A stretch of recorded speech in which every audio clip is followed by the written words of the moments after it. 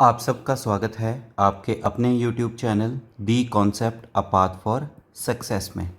इस video lecture में हम डिस्कस करेंगे हिमाचल प्रदेश पुलिस और पटवारी के अपकमिंग एग्ज़ाम के लिए इम्पॉर्टेंट जनरल नॉलेज के टॉप 25 MCQs के बारे में। शुरू करते हैं important and interesting video lecture.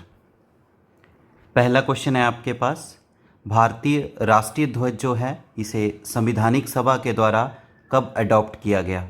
A option 9 दिसंबर 1946, बी ऑप्शन 22 जनवरी 1947, C option 22 July 1947, D option 24 जनवरी 1950।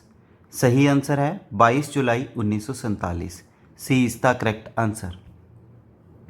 अगला प्रश्न है आपके पास, पाल्क स्ट्रेट जो है किन किन देशों को अलग करती है? A option Spain and Morocco, B option Indonesia and Malaysia, C option India and Sri Lanka, D option Russia and Alaska. सही आंसर है इंडिया और श्रीलंका को अलग करती है Palk Strait. C is the correct answer.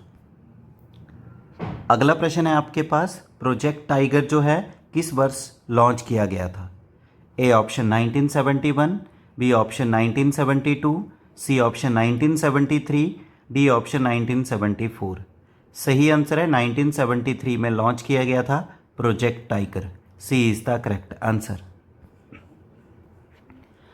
अगला प्रश्न है आपके पास, अजंता और इलोरा की गुफाएं भारत के किस राज्य में स्थित हैं? A option Karnataka, B option Tamil Nadu, C option Madhya Pradesh, D option Maharashtra.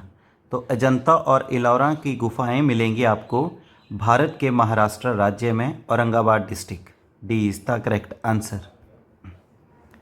अगला प्रश्न है आपके पास, भारत में जो टोटल लेंथ है कोस्ट लाइन की इंक्लूडिंग अंडमान निकोबार एंड लक्षद्वीप को, वो कितनी है? A option 6400 kilometre, B option 7516.6 kilometre, C option 8250 kilometre, D option 15300 kilometre. तो भारत में कुल कोस्ट लाइन की जो लेंथ है वो है 7516.6 kilometre including the Andaman Nicobar and Lakshadweep. B is the correct answer. अगला प्रश्न है आपके पास, इनमें से कौन सी नदी है जिसे तिब्बत में सैंगपो के नाम से जाना जाता है?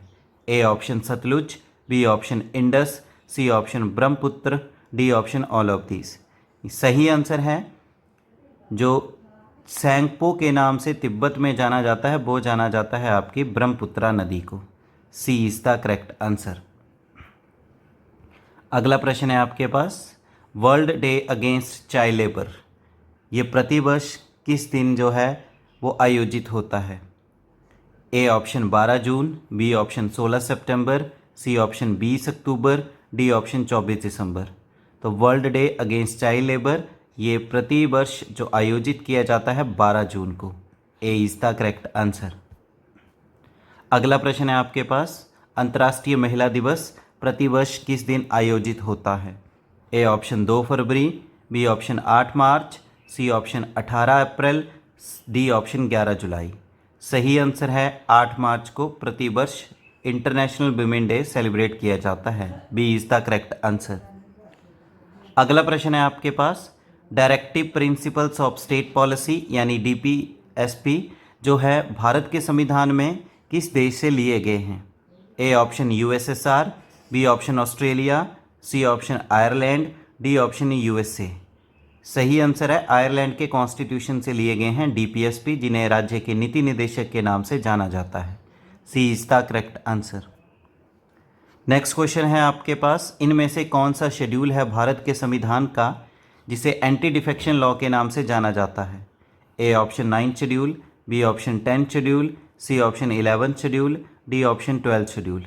सही आंसर है 10वें शेड्यूल यानी 10वीं अनुसूची को एंटी डिफेक्शन लॉ के नाम से जाना जाता है, जिसमें बेसिकली बात की गई है डिस्क्वालिफिकेशंस ऑफ MLA और MPs।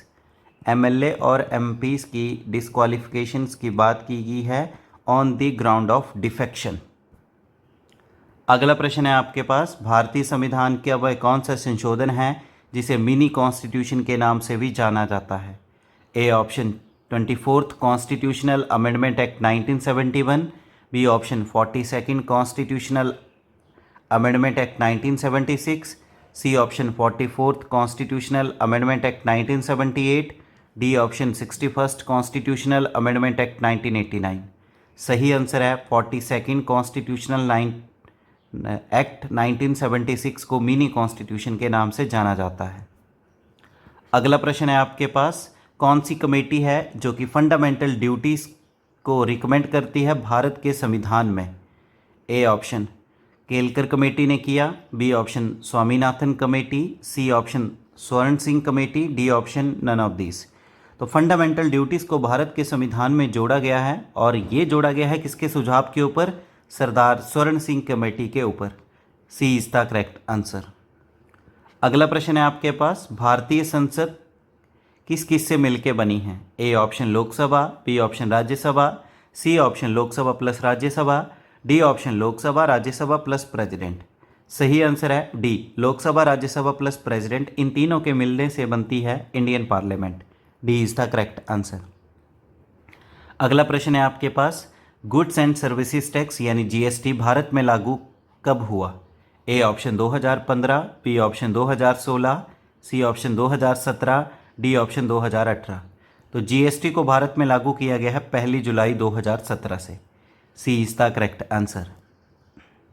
अगला प्रश्न है आपके पास, भारत में कॉफ़ी का सबसे बड़ा उत्पादन करने वाला राज्य कौन सा है?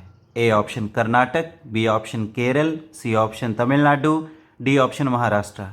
सही आंसर है इसका Karnataka. A is the correct answer. अगला प्रश्न है आपके पास, इंडियन इकॉनमी कौन से टाइप की इकॉनमी है? A option socialist economy, B option capitalist economy, C option mixed economy, D option all of this. तो इंडियन इकॉनमी जो है वो है मिक्स्ड इकॉनमी यानी combination of socialist and capitalist. C is the correct answer. अगला प्रश्न है आपके पास, भारत नौजवान सभा जो है इसकी स्थापना 1926 में किसने की? A option Mahatma Gandhi, B option Bhagat Singh, C option Subhash Chandra Bose, D option Pandit Jawaharlal Nehru. सही आंसर है भगत सिंह ने भारत नौजवान सभा की स्थापना 1926 में की। B is the correct answer. अगला प्रश्न है आपके पास, डॉक्ट्राइन ऑफ लैप्स पॉलिसी यानी हड़प नीति को जिसके अंतर्गत टेरिटरीज को एक्सपैंड किया गया था, इसको इंट्रोड्यूस किसने किया? A option Lord Warren Hastings, B option Lord Wellesley, C option Lord Hasting, D option Lord Dalhousie. तो हड़प नीति को लागू करने वाला है Lord Dalhousie. D is the correct answer. 1848 में इसको लागू किया और पहला राज्य जिसको इसके अंतर्गत ऑक्युपाई किया गया उसका नाम था सतारा। नेक्स्ट क्वेश्चन है आपके पास, इनमें से किसे Magna Carta of Indian education कहा जाता है? A option Wood's Despatch, B option Hunter Commission, C option Raleigh Commission, D option Fraser Commission. तो Magna Carta of Indian education के नाम से जाना जाता है वुड्स डिस्पैच को। A is the correct answer. ये 1854 में इंट्रोड्यूस किया गया था एजुकेशनल रिफॉर्म्स के लिए लॉर्ड डलहौजी के द्वारा। नेक्स्ट क्वेश्चन है आपके पास, महात्मा गांधी ने इनमें से किन दो को अपनी लंग्स बताया था? ए ऑप्शन सत्य और शांति, बी ऑप्शन शांति और अहिंसा, सी ऑप्शन सत्य और हिंसा, डी ऑप्शन सत्य और अहिंसा। सही आंसर है इसका डी ऑप्शन। नॉन वायलेंस और ट्रुथ को महात्मा गांधी ने अपनी दो लंग्स के रूप में माना था। D is the correct answer. अगला प्रश्न है आपके पास, महात्मा गांधी जी के द्वारा दांडी मार्च जो आंदोलन था 78 लोगों के साथ मिलकर शुरू किया गया नमक कानून को तोड़ने के लिए किस तारीख को? ए ऑप्शन 12 फरवरी 1929, B option 12 March 1929, C option 12 फरवरी 1930, डी ऑप्शन 12 मार्च 1930। सही आंसर है D option 12 March 1930। D is the correct answer. अगला प्रश्न है आपके पास, लॉर्ड मिंटो जिसे कॉमनल रिप्रेजेंटेशन की इंट्रोडक्शन के लिए जाना जाता है, इसने सेपरेट इलेक्टोरेट को लॉन्च किया किसके लिए? A option Muslims, B option depressed classes, C option women, D option Sikhs. तो सेपरेट इलेक्टोरेट इंट्रोड्यूस किया गया लॉर्ड मिंटो के द्वारा मुस्लिम कम्युनिटी के लिए। ए इज़ द करेक्ट आंसर। 1909 के एक्ट में इसे इंट्रोड्यूस किया गया। अगला प्रश्न है आपके पास, father of local self government Bharat में किसे कहा जाता है? A option Lord Canning, B option Lord Mayo, C option Lord Lytton, D option Lord Ripon. सही आंसर है इसका लॉर्ड रिपन को father of local self government के नाम से जाना जाता है। D is the correct answer. अगला प्रश्न है आपके पास, ऑल इंडिया फॉरवर्ड ब्लॉक की स्थापना 1939 में किसने की? A option Mahatma Gandhi, B option Subhash Chandra Bose, C option Bhagat Singh, D option Jawaharlal Nehru. इसका सही आंसर है सुभाष चंद्र बोस जी ने स्थापना की ऑल इंडिया फॉरवर्ड ब्लॉक की। B is the correct answer. Last question है आपके पास, झांसी की रानी लक्ष्मीबाई को 1857 की क्रांति में किसने मारा? A option sir Hugh Rose, B option Vincent Eyre, C option Smith Neill, D option John Nicholson. सही आंसर है sir Hugh Rose. A is the correct answer. तो इस तरह से इस वीडियो लेक्चर में हमने टॉप 25 MCQs देखे जनरल नॉलेज के, जो कि आपके अपकमिंग HP पुलिस और पटवारी एग्ज़ाम के लिए बहुत ही ज़्यादा इंपॉर्टेंट है। वीडियो लेक्चर को लाइक करें, अपने वैल्यूएबल कमेंट करना ना भूलें, ज़्यादा से ज़्यादा शेयर करें और आपके अपने YouTube channel the concept a path for success को शेयर करें एंड सब्सक्राइब करें। Thank you. जय हिंद, जय भारत, जय हिमाचल।